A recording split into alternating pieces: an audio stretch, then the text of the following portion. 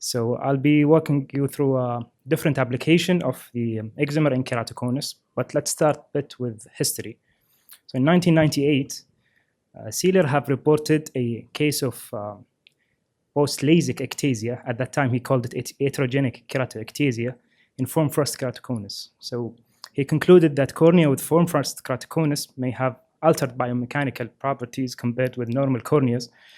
And he said that form frost keratoconus may be a contraindication to LASIK. And we learned that the anterior 1/3 of the stroma is the strongest part of the cornea due to the high density of cross-linked collagen lamellae. So when having flap plus ablation, that doubles the penalty. So Dawson in 2008 studied the histoplasmical evidence after LASIK that the stromal bed undergoes interlamellar slippage. Histology showed that once the laser cuts these fibers, their cornea is permanently weakened. And we have the famous Randleman risk score system, and he tried to classify those early or suspicious topography from going into post-LASIK ectasia. So he found that nearly 50% of patients who developed ectasia had subtle hidden topographic irregularities even before laser surgery. And this is his score. It consists of topography, pattern, residual stromal bed, age of the patient, corneal thickness, and manifest refraction. And the score goes like, if it's 0 to 2, you can go safely with LASIK. If it's 3 and more, you have to be cautious. Santiago then after introduced the concept of percent tissue altered, and he found that 40% altered is the tipping point for ectasia in normal corneas, and this goes down to 20% in keratoconus. And yet we still have keratoconus post-LASIK. So here comes the era of biomechanical signature of the ectasia. So Vinciguerra researched he shifted the focus from how the cornea looks to how the cornea behaves. So he concluded that the cornea may have normal shape, but have hidden biomechanical weakness that could cause a collapse after excimer laser ablation. So he used in his study Corvus, and he found that keratoconic eyes, or those patients who have suspicious topography, have deformation signature, and they take longer time to return to their original shape compared to healthy eyes, even when the thickness is identical. So after all these concerns, is there a place for excimer laser in keratoconus? Well, 15 years ago, pioneered by John Canonopoulos, he introduced what's known as the Athens protocol. So his idea, instead of large tissue ablation used in full refractive treatment, so go back to Athens protocol in details. So John Canonopoulos, he planned 50% treatment of the cylinder and 50% treatment of the sphere in order not to exceed 50 micron of stromal removal. So he limited his optical zone to 5.5 millimeter only. He first used PTK 50 micron to remove epithelium. Then he applied the stromal ablation, followed by mitomycin for 20 seconds, and accelerated CXL at the same time, 6 milliwatt for 15 minutes. And he published his 2 years data. And there is, as you can see here, post-operative vision improved from 2180 to 2040 uncorrected, best corrected 2060 up to 2025. After 10 years, he published his 10 years data on Athens protocol, and he recruited up to 44 eyes, and he concluded that best spectacle corrected visual acuity, patient gained more than 2 lines of best vision. You see the maximum Kmax flattened up to 44 before 53, and the thinnest pachymetry remained stable after the ablation with no progressive thinning out. So 94 patients of eyes showed no further progression. 3.5% of eyes showed overcorrection or progressive flattening. This might be attributed to the scar induced by either the cross-linking or the excimer. And in the endothelial cell density remained unchanged. This is another study done by Pedro. He reported 100 in total eyes, followed for only 1 year, and he reported improved best spectacle vision, and pachymetry remained stable throughout the follow-up. The other application is ocular wavefront guided. So when we talk about ocular wavefront guided, it's opposite. It's not as simple as the cornea wavefront guided, which is the topo-guided PRK. So using the ocular wavefront data from an apeirometer, most commonly Hartmann-Shack, is used to design an ablation profile meant to treat the high-order aberration only. So a laser is sent to the back of the retina, projects back, going through the lens, posterior cornea and anterior cornea, and formulate a apparated wave in keratoconus. So the main difference that the topography guided PRK measures only the anterior corneal wavefront. Ocular wavefront guided measures all the whole eye apparition, consisting mainly of posterior cornea in keratoconus, lens, and vitreous, and anterior cornea, of course. But it has limitation. The wavefront guided ablation is wavefront guided PRK is limited to pupil. It's pupil dependent. It is how it takes the capture, because if the pupil is 6 millimeter, you will get 6 millimeter wavefront. If it's less than that, you will get less than that. And this limits the coverage of peripheral cornea, especially in keratoconic eyes. The other limitation of the wavefront guided treatment is the way that it captures the wavefront. You see in the left picture here, we need a scotopic condition of the pupil to get as much as we can wavefront data to have a sufficient treatment. The issue that under the laser, mainly we don't have a scotopic condition, photopic constrict and shift the center. So this, they call it centroid shift. It might give unpredictable results. Other limitation, the data drop out in highly irregular corneas or scarred corneas. This is a limitation of the Hartmann-Shack appeirometer. And inability to separate the cornea versus lenticular error, especially of those patients who have cataract. And lastly, it's unable to produce a reliable scan when there is a media opacity. So Bruce Allen made this study about wavefront-guided PRK combined with cross-linking. And he showed a good result. Preoperative corrected to 2060, improved to 2030, gaining of 2 lines, 12 eyes. Mean stromal ablation is 34 microns only, and that was stable up to 2 years. And he compared the wavefront-guided PRK for topo-guided PRK, and he found that 42% wavefront-guided yielded in less tissue consumption. And why less tissue in wavefront-guided compared to topography-guided? Well, this example shows it clearly. So this patient, this is a coma of the keratoconic eye. It shows the anterior coma, posterior cornea, and overall coma. So in case of topo-guided PRK, the machine will treat 1.3. The whole treatment will be in the anterior cornea, leaving the posterior cornea unmasked. And opposite to the ocular wavefront guided, it will only treat 0.66. And the reason why, if you focus here in the posterior cornea, it acts like a negative lens. It negates the anterior power. So the anterior cornea is 1.3, the posterior cornea is 0.6, the total coma is 0.6. This will be treated by the wavefront guided. This is almost 50% less tissue. So this is the reason why ocular wavefront guided PRK yielded in less tissue consumption. So quick summary about the two. Topo guided is less dependent on the pupil. The tissue consumption is lower in wavefront guided. The internal aberration is unmasked in topography guided PRK. That is due to the posterior cornea unmeasured or the lens. whereas the wavefront-guided lenticular aberration are inversed into the cornea, especially if the patient has cataract.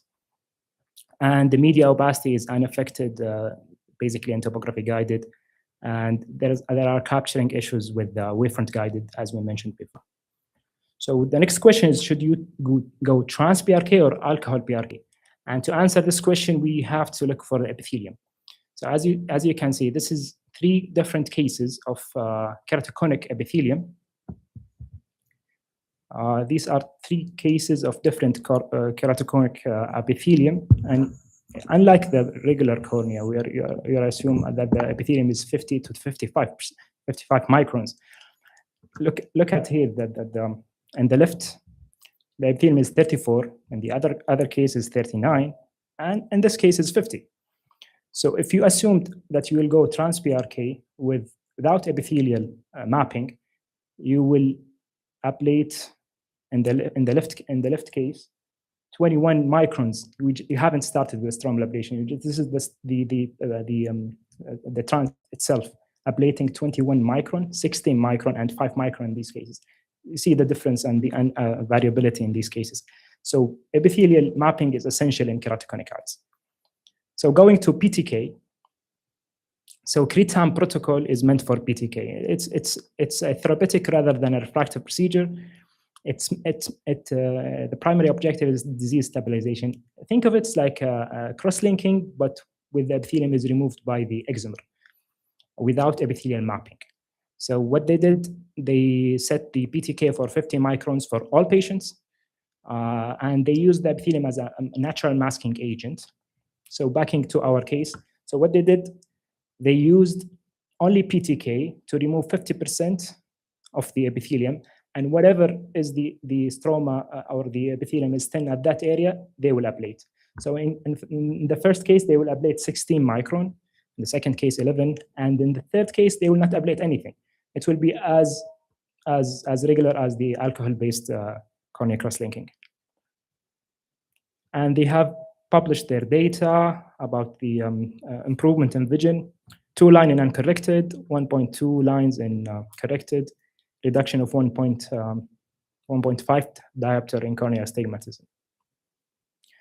Then comes TREC, which is topo-guided removal of epithelium in keratoconus. So Rohit Shetty, what he did, that he targeted PTK, he did PTK-guided epithelial removal with minimal stromal ablation. So what he did, he localized the zone to 3.5 to 4 millimeter, and he localized over the cone. And he set a constant number to be ablated from the stroma, opposite to Cretan protocol, whatever is the cornea is thin there, they will ablate. So it's constant number, more predictable data. So he did 25 micron ablation of stromal ablation. So what he did, he used the MS39 to locate the cone coordinates. Then he used the BTK programmed, and he offsetted the ablation towards the same area that the cone has. And in addition to that, he measured the epithelial thickness on that area, and he added 25 microns to that. So he ablated, or he shaved the corneal, corneal apex. So he published his case reports of 3 patients, gain in 4 lines in uncorrected, and gain 2 lines in best corrected visual acuity. Last but not least is the PTK-assisted customized epi-on cross-linking done by Hafizi and Elza. So what they did, they just did very similar to TREC. They located the position of the cone, and they did customized PTK debridement with no stromal ablation. They just wanted to remove the epithelium and leave it to the cross-linking to have its flattening effect. But what they did differently, that they used high fluence cross-linking over the cone. So as you see in the left picture, they just removed the epithelium here, epithelium guided. Then they soaked the eye in riboflavin, and they used high fluence over the cone and low fluence elsewhere. And this will produce a flattening effect by the cornea cross-linking. So this is the machine they used. So if you can focus here in the eye, that has this yellow spot. This is over the cone high fluence cross-linking. So this is one of the examples that they published, flattening in 3 to 4 diopters of the cone. So moving to the mitomycin C use in turbo-guided plus CXL. So we know that this procedure involves removing of epithelium, ablating the stroma, followed by UV and followed by CXL, which is an excessive stress. And the risk of post-operative scarring and haze is elevated. So initially, Athens protocol by Kanonopoulos, he used 20% in all patients for mitomycin for 20 seconds for all patients with no significant reported haze. Shortly after that, Shadia Awad reported a massive increase in haze if this procedure was combined with cross-linking. So the use of mitomycin can increase risk of haze in topography-guided PRK plus cross-linking. And you see here, he compared with and without mitomycin, especially in the first month. With mitomycin, the anterior stromal haze reached up to 61%. Another study by Fadallah, he reported 46% of eye developed grade 1 haze at 1 month, but he used no mitomycin C, but he did not use topography guided. That could explain the haze, because non-topography guided will ablate more tissue. Another study involved 26 eyes with topography guided PRK, essentially Athens protocol, and they reported 50% of eyes lost at least one line of their corrected vision, 27% of eyes lost 2 or more lines, and nearly 85% reported haze, especially grade 1 haze. But the catch here is that yes, they did topography guided ablation, but they were not limited by the maximum ablation, which is 50 microns. They reached up to 96 ablation. So is it the mitomycin? Is it the high ablation? That's not conclusive. So the use of mitomycin C is still debatable. Coming to this cross-linking protocol, so cross-linking, we can combine it or we can make it sequential. Both are effective in treating, in stabilizing the cornea.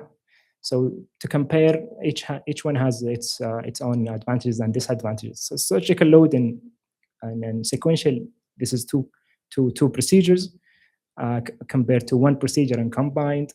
Ablation predictability in sequential, it's unpredictable because you are operating cross-linked stroma and they react differently to the laser. In combined CXL, predictable tissue ablation is more because basically these are virgin eyes.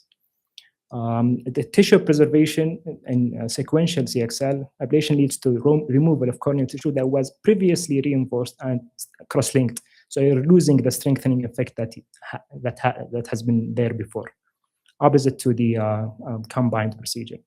The biomechanical effect, the cornea is already strengthened by the first in sequential, strengthened by the first CXL before the laser applied. But in combined, unpredictable biomechanical change because they are combining the excimer with the CXL.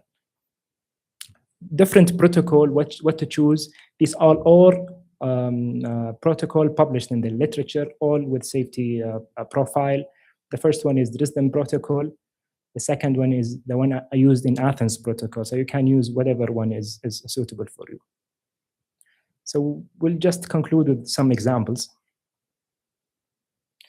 So this patient has keratoconus in the left eye, and with his best spectacle corrected visual acuity is 20/40 in the left eye. So what we did is topography guided PRK combined with cross-linking, and you see how nice the cornea now looks, how regularized the cornea.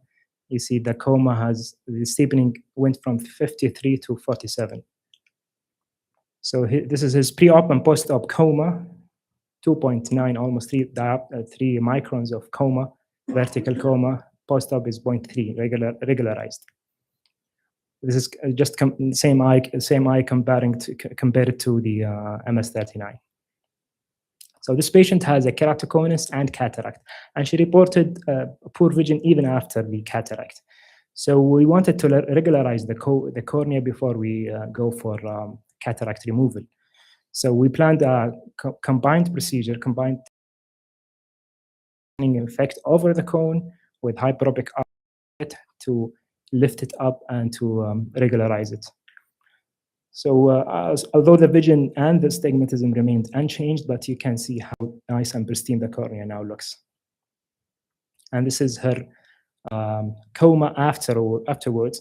Anterior coma is 0.22, and the overall coma is similar to the posterior cornea because now it's there's nothing to negate it. It's 0.5 in the overall, and this is posterior cornea 0.66. And this is her eye trace showing internal aberration. This patient had a keratoconus in the left eye and poor spectacle corrected visual acuity, but he had thin cornea. He has a cornea minimal thickness of 457 micron, and his epithelial map was 41.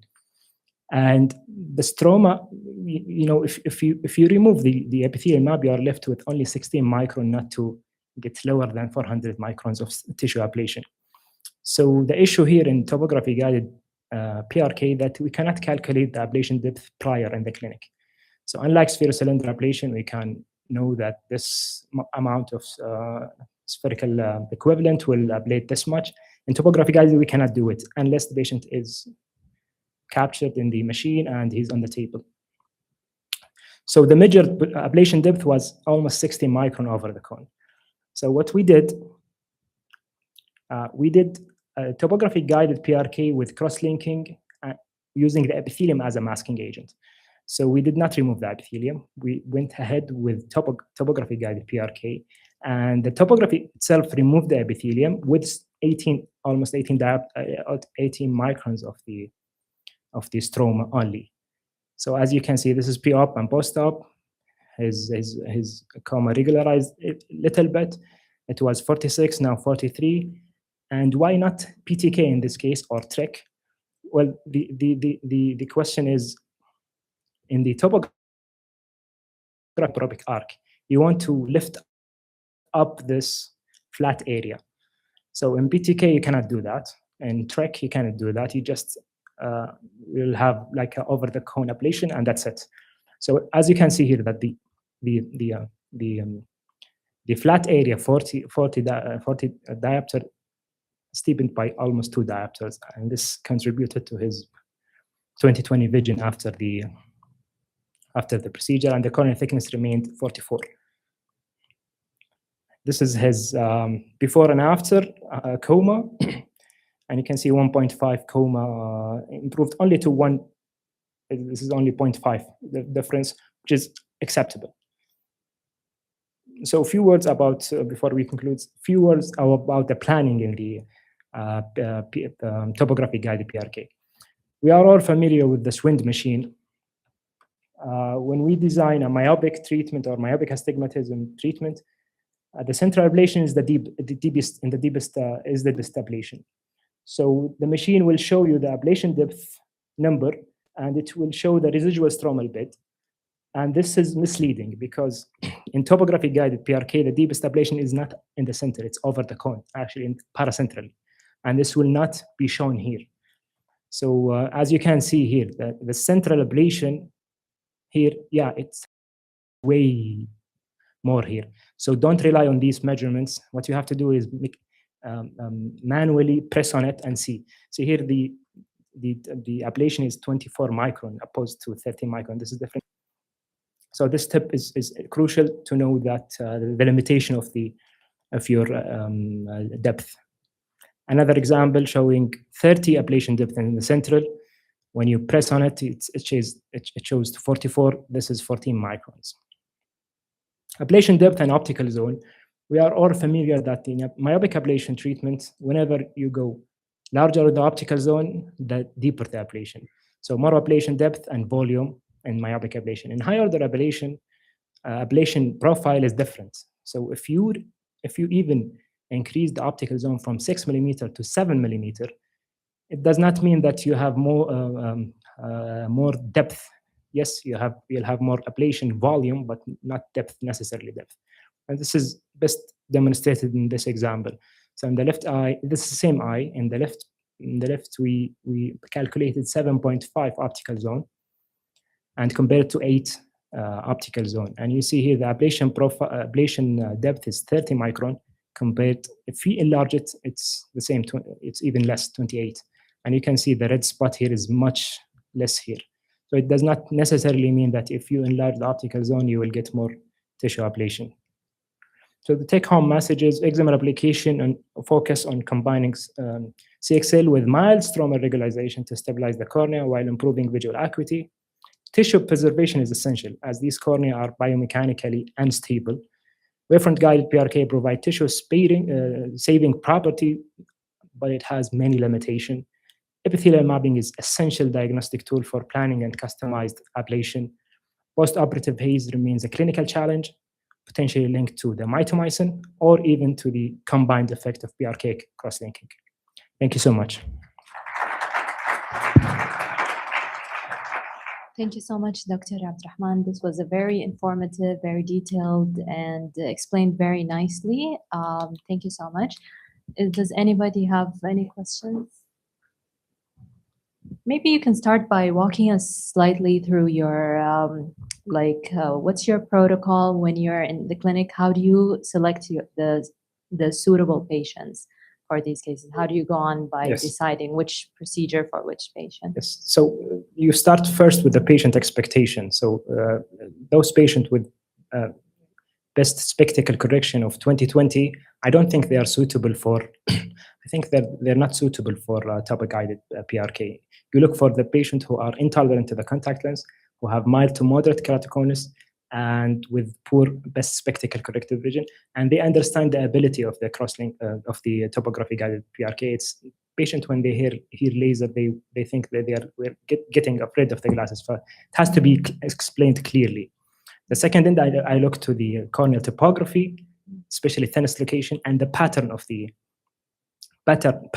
cone location. Central location tends to behave less than the coma cone when it's decentered inferiorly and inferior temporally. Then it's what's essential to have the wavefront data, overall, anterior and posterior, so we can know how you can plan. Sometimes you go and ablate the whole anterior cornea, coma, and unmask the posterior cornea, and the patient will see no difference because the total cornea is the same. Yeah. When you're looking at the pattern, do you check the refractive map with the regular, with the absolute or the relative scale? No, the axial map. It's the same. Yeah, but with the relative or the absolute scale to enhance the pattern of no, the it's not just the regular one. That's the regular one, yes. Okay.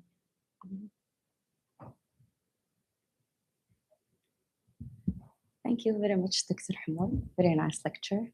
I would like to know if you have or any of our colleagues experience with post cares or ICRs patient. Do you have or did you come across any recommendation regarding adjustment for the depth for the ablation? You mean topo-guided PRK after Yes. those? Personally, I haven't done them yet, but I think there are published data that it can be safely done, keeping in mind the stromal ablation and minimal thickness. Yes. For the answer of Dr. Rawan's question, there is some published article about how to do the topo-guided over the cares, and some they are in the kingdom, they are doing it. They see what's the best vision patient can reach. Some patients, they are even after the cares, they are not reaching either 20/60 or 20/80. So they make topo-guided over a 3 millimeter up to 4, then they put the Wexel over the cares.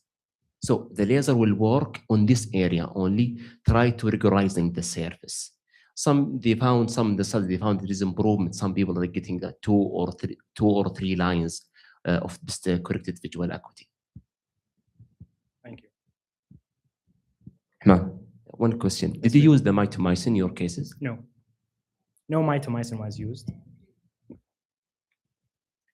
Yeah, regarding this doing a PRK post cares or intact, I mean, I think you have to balance. If you put deep cares or deep intacts, then you have more room to do PRK on top, but then you lose the effect. So the more superficial you're gonna put cares, you have more effects, then you may lose the chance of doing the PRK if it is needed. So you need to find a sort of a sweet balance for yourself, that whether you think that this patient will need a PRK, and then depending upon, I mean, we don't have those settings, but all the settings Rashid is talking about are where they have got a very sophisticated or their own sort of a customized laser points and systems they've got, that they can make a very small sort of a laser. We cannot do 3mm laser. Yeah, true. Commercially available. Yeah. I think a 3mm laser is also very, very small optical zone. And the concern also in post cares that you are risking melting over the segment. I think we have seen few cases in KCASH where patients have PRK done for intacts and they came here with an exposure and we had to... Yes, and this has been reported that even early cross-linking after cares that can lead to melting. And I don't think the cares will react in a similar way to a normal stroma under the excimer. So predictability has to be studied in this manner.